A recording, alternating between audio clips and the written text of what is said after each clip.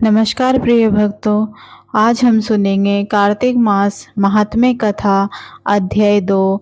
तो आप सभी लोग बड़ी ही श्रद्धा और प्रसन्न चित्त मन से इस कथा को पूरा अवश्य सुनिएगा। भगवान श्री कृष्ण आगे बोले, हे प्रिय, जब गुणवती को राक्षस द्वारा अपने पति एवं पिता के मारे जाने का समाचार मिला तो वह विलाप करने लगी। हे नाथ, हे पिता, मुझको त्याग कर तुम कहाँ चले गए? मैं अकेली स्त्री तुम्हारे बिना अब क्या करूं? मेरे भोजन वस्त्र आदि की व्यवस्था कौन करेगा? घर में प्रेम पूर्वक मेरा पालन पोषण कौन करेगा? मैं कुछ भी नहीं कर सकती। मुझ विधवा की रक्षा कौन करेगा? मैं कहाँ जाऊं? मेरे पास तो अब कोई ठिकाना भी नहीं रहा। इस प्रकार विलाप करते हुए गुणवती चक्कर खाकर धरती पर गिर पड़ी और बेहोश हो गई। बहुत देर बाद जब उसे होश आया तो वह पहले की भांति करुण विलाप करते हुए शोक सागर में डूब गई। कुछ समय के पश्चात जब वह संभली तो उसे ध्यान आया कि पिता और पति की मृत्यु के बाद मुझे उनकी क्रिया करनी चाहिए जिससे उनकी गति हो सके। इसीलिए उसने घर का सारा सामान बेच दिया और उससे जो धन प्राप्त हुआ उसने अपने पिता एवं पति का श्राद्ध आदि कर्म किए। तत्पश्चात वह उसी नगरी में रहते हुए आठों पहर भगवान विष्णु की भक्ति करने लगी। उसने मृत्यु प्रयत्न तक नियम पूर्वक सभी एकादशियों का व्रत एवं कार्तिक महीने में उपवास एवं व्रत किए। हे प्रिय, एकादशी और कार्तिक मुझे बहुत ही प्रिय हैं। इनमें मुक्ति, भुक्ति, पुत्र तथा संपत्ति प्राप्त होती है। कार्तिक मास में जब तुला राशि पर सूर्य आता है तब ब्रह्म मुहूर्त में उठकर स्नान करने व व्रत करने और उपवास करने वाले मनुष्य मुझे बहुत प्रिय हैं, क्योंकि यदि उन्होंने पाप भी किए हो तो भी स्नान व व्रत करने के प्रभाव से उन्हें मोक्ष प्राप्त हो जाता है। कार्तिक मास में स्नान, जागरण, दीपदान तथा तुलसी के पौधे की रक्षा करने वाले मनुष्य साक्षात विष्णु भगवान के समान हैं।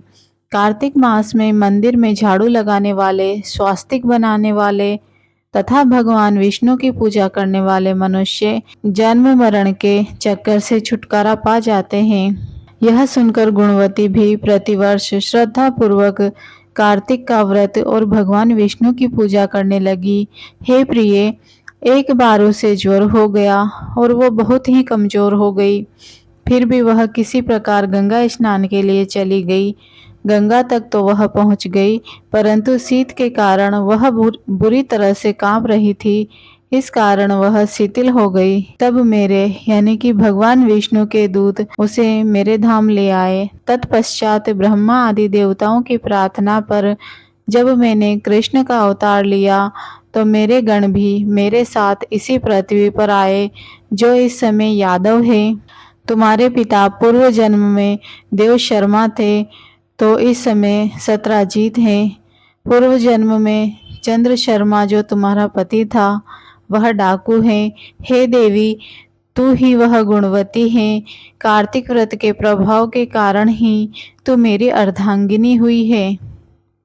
पूर्व जन्म में तुमने मेरे मंदिर के द्वार पर तुलसी का पौधा लगाया था। इस समय वह तेरे महलों के आंगन में कल्प वृक्ष के रूप में विद्यमान है। उस जन्म में जो तुमने दीपदान किया था उसी कारण तुम्हारी देह इतनी सुंदर है और तुम्हारे घर में साक्षात लक्ष्मी का वास है। चूंकि तुमने पूर्व जन्म में अपने सभी व्रतों का फल पति स्वरूप विष्णु को समर्पित किया था, उसी के प्रभाव से इस जन्म में तुम मेरी प्रिय पत्नी हुई हो।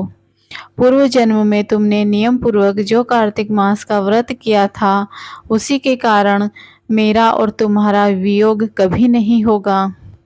इस प्रकार कार्तिक मास में व्रत आदि करने वाले मनुष्य मुझे तुम्हारे समान प्रिय हैं। दूसरे जप तप यज्ञ दान करने से जो फल प्राप्त होता है, कार्तिक मास में किए गए व्रत के फल से बहुत थोड़ा होता है। यथार्थ कार्तिक मास के व्रतों का 16वां भाग भी नहीं होता। इस प्रकार सत्यभामा भगवान श्री कृष्ण के मुख से अपने पूर्व जन्म के पुण्य का प्रभाव सुनकर बहुत ही प्रसन्न हुई। यह थी कार्तिक मास महात्म्य कथा अध्याय 2।